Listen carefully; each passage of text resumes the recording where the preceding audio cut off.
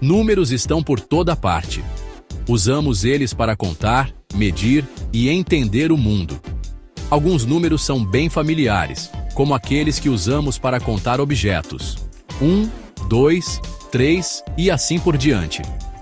Esses são os números naturais. Mas tem outro conjunto de números que são tão importantes quanto os números racionais. Os números racionais são como frações. Eles são expressos como um número dividido por outro. O número de cima é chamado de numerador. O número de baixo é chamado de denominador. Números racionais podem ser positivos ou negativos. Eles também podem ser representados como decimais. Por exemplo, 1/2 é um número racional, assim como 0,5. Imagine um bolo cortado em 4 fatias iguais.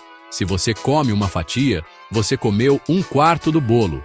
Frações, como 1/4, são uma forma de representar partes de um todo. Elas também são números racionais. O denominador de uma fração te diz em quantas partes iguais o todo foi dividido. No nosso exemplo do bolo, o denominador era 4. O numerador te diz quantas dessas partes você está considerando. Frações podem ser maiores que 1. Por exemplo, 3/2 representa 3 metades. Isso é o mesmo que 1/2.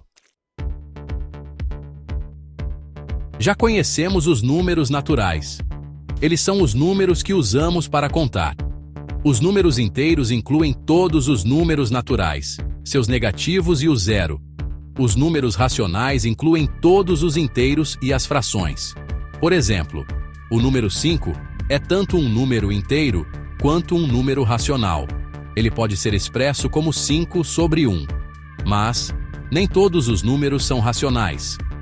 Números como π e a raiz quadrada de 2 não podem ser expressos como uma fração de 2 inteiros. Esses são chamados de números irracionais.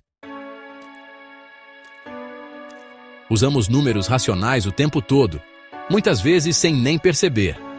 Quando dividimos uma pizza, estamos usando frações.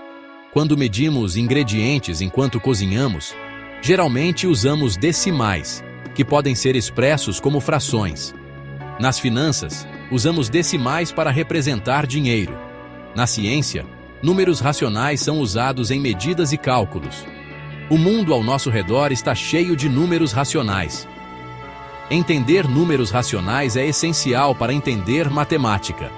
Eles também são incrivelmente úteis no nosso dia a dia.